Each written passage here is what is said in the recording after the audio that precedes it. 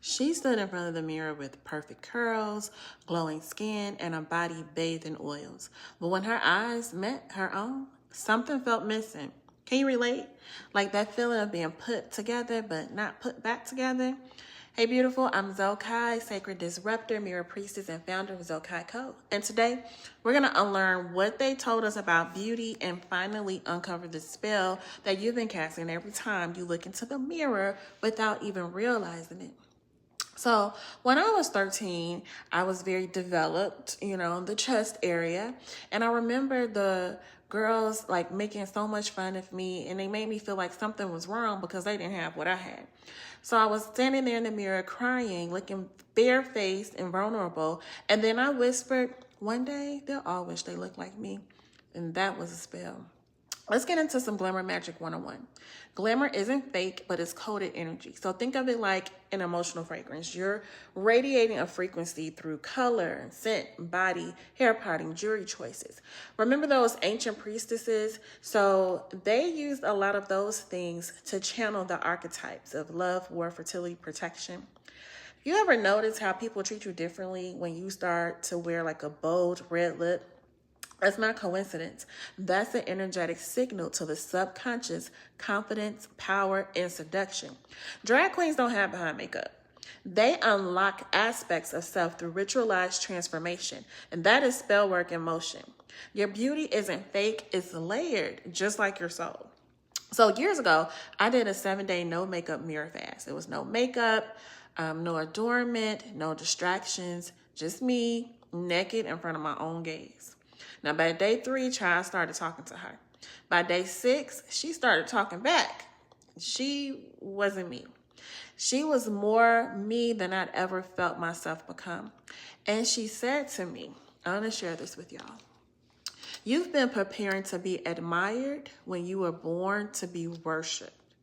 That's what's happened spiritually. The mirror is a scrying tool. So just like crystal balls, your subconscious shows up in your body language, your facial microexpressions, your self-judgment. If you feel ugly in the mirror, it's often because you're viewing yourself through a lens that's not even yours. Maybe your ex's criticism, your mama's voice, or the church's programming, but it's not yours. So I want you to remember that. Let's do a little ritual. I want you to place a gold frame mirror on your altar and sit before it in silence for 7 minutes daily. Ask your reflection, who am I beneath the pain? Let's reframe how we look at glamour. Glamour is not just for the gaze of others, but it is the seduction of self, the romance of your own reflection. Let me tell you about a client of mine. She was stunning. I'm talking about bad. Like strangers literally would turn and stare at her. But every time I complimented her, she would look really confused. And she said, Zoe, I just don't see what you see. So we did a mirror activation, and I had her look at herself after a beauty bath. And she was dressed in white lace, surrounded by candles. And I had her say, I am divine, I am worthy, I am whole. She cried a whole lot, child, because she finally saw the woman her soul had been waiting for. Now, why do we feel ugly even when we're not? Your subconscious image of yourself is your energetic business card. If you carry shame and guilt, unworthiness, that's what's going to go back to you. So that's why you can't just do affirmations, but you must embody them. You got to feel them in your cells. So I want you to rewrite your divine image with this. Identify, what image do I have of myself on a bad day? And what about on a sacred day? And then I want you to replace. You're going to choose 3 glamour archetypes. It could be the priestess, the siren, the queen, and assign rituals to embody them. Then you're going to use beauty as an anchor. So perfume for queen, red lipstick for a siren, a lace robe for a priestess. And you're going to say the woman you desire to become is somewhere out there. She's inside of you. She's a reflection of who you are.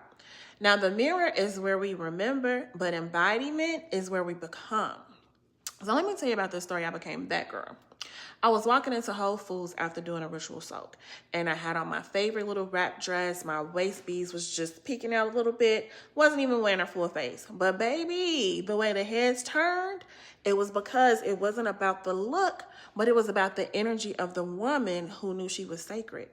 I didn't just walk, I glided. What Janelle Monáe say? Float? That was me. I didn't just speak, but I enchanted. Your beauty routine equals your ritual protocol. So lotion becomes a spell for softness. Eyeliner is a sigil for clarity. Your heels become elevation of power. You don't need more makeup. You need more intention in your beauty. Now, this is something I'll go deeper into during the 3-day Beauty and Brujeria experience. Okay? It's coming soon. But let's close with a simple ritual. It's the mirror vow. I want you to place your hand on your heart, look into a handheld mirror, and say out loud, I am sacred. I am beauty embodied. I do not borrow power. I am power. And I vow to never abandon the woman I see in the mirror again. Now, if this is your type of vibe, I want to invite you to join our community of other spiritual beauties, where you can find the link at the top, I think, or in the description. Either way, it'll be there. And then I want you to comment below, because y'all know I'm nosy. What's your glamour archetype? Is it the soft siren, the mirror oracle, the high priestess, the sacred seductress?